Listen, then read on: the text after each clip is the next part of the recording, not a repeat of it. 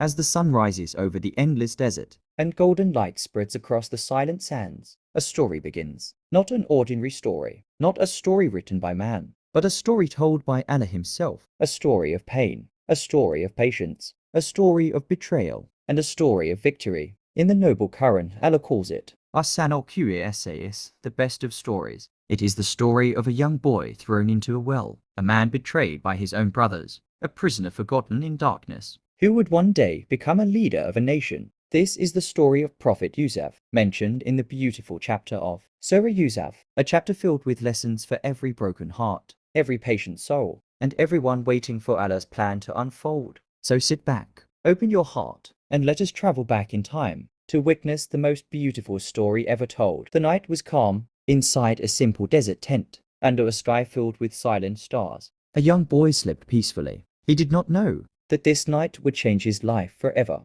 As he slept, the world of dreams opened before him. The sky parted, and he saw something extraordinary. 11 shining stars, bright and beautiful. The sun, radiant and powerful, and the moon, glowing softly in the darkness. All of them bowing down before him. It was not an ordinary dream. It was not a child's imagination. It was a message, a sign, a promise from Allah. Morning came, with innocence in his voice and wonder in his heart. The young Yusuf ran to his father. He said, "Oh my father, indeed, I saw 11 stars, and the sun and the moon, I saw them prostrating to me." His father, the noble Prophet Yaqwaz, listened carefully. His heart trembled not with fear, but with understanding. This child was chosen. This dream was destiny. But destiny would not come without trials.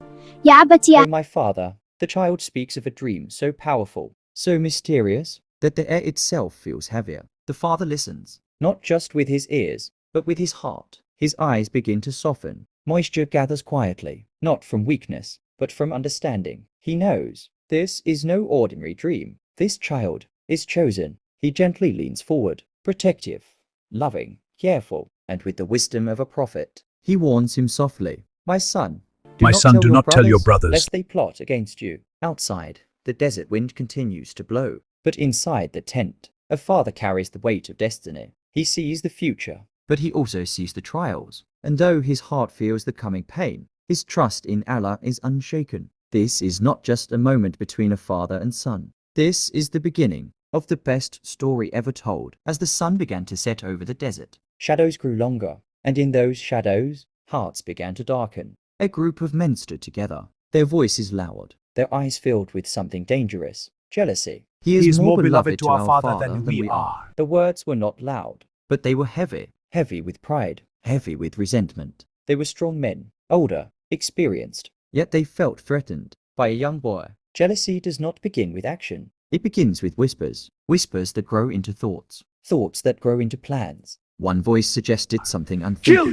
Kill Yusuf. Silence followed. Even the wind seemed to pause. Then another voice spoke. "No, throw him into a well. Some travelers will take him away." They convinced themselves it was justified. They told themselves it was necessary. But in truth, jealousy had blinded their hearts. The desert sky turned red, and as the sun disappeared below the horizon, a decision was made, a decision that would change history. They did not know that while they were planning, Allah was planning too. And Allah is the best of planners.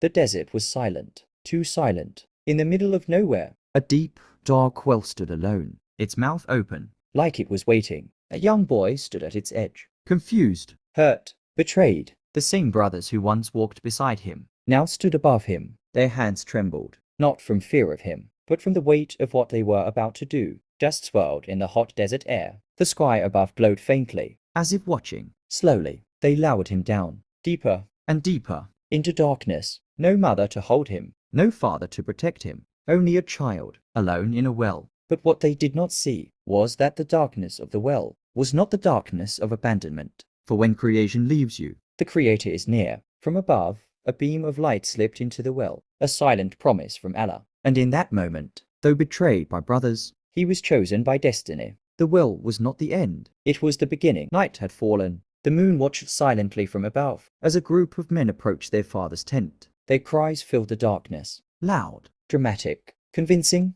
"Oh, our father, we went racing, and we left Yusuf with our belongings, and a wolf ate him." In their hands, a shirt, torn, stained with blood. But it was not the blood of Yusuf. Inside the tent, an elderly father sat waiting, his heart uneasy, as if it already knew. They placed the shirt into his trembling hands. The lantern light flickered, revealing the red stains. His fingers tightened around the cloth. His breathing slowed. His eyes searched the shirt carefully. No tears from a wolf, no marks of attack, only blood and silence. The cries of the brothers continued, but a father's heart sees what eyes cannot. Pain entered his chest, but anger did not leave his lips. Instead, he said words that echo through history. Rather, your souls have enticed you to something. So patience is beautiful. No screaming, no revenge, just trust. The moonlight shone softly over a broken father, holding the shirt of his beloved son. His heart shattered, but his faith remained unshaken, and in the quiet of that night, he placed his grief in the hands of Allah. Morning came. The desert no longer felt heavy with betrayal, but quiet. A caravan of travelers crossed the burning sands. Camels moved slowly. Footsteps pressed into the dust. They were searching for water. One man stepped forward. He lowered his bucket into the deep well.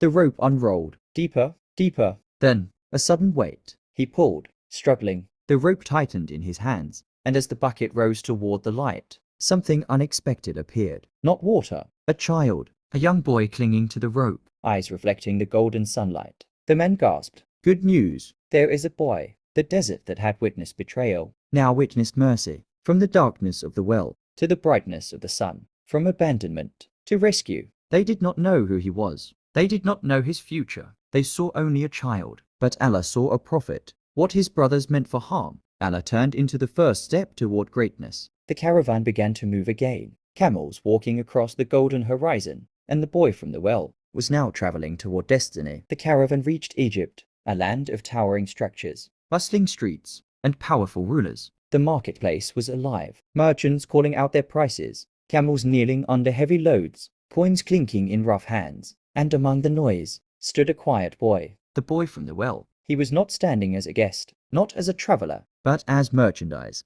Traders examined him, whispering, negotiating. How much? A few silver coins. Sold, just like that. The one who would one day rule storehouses of a nation was sold cheaply in a crowded market, but the current tells as something powerful, and they sold him for a low price, a few dirhams, and they were indifferent about him. They saw little value, but Allah saw greatness. In the distance, a majestic palace stood tall against the golden sky. He did not know it yet, but that palace would soon become his home. From a well to a marketplace to the doors of power, the journey was not random. It was written, because when Allah chooses someone, even chains become steps toward elevation.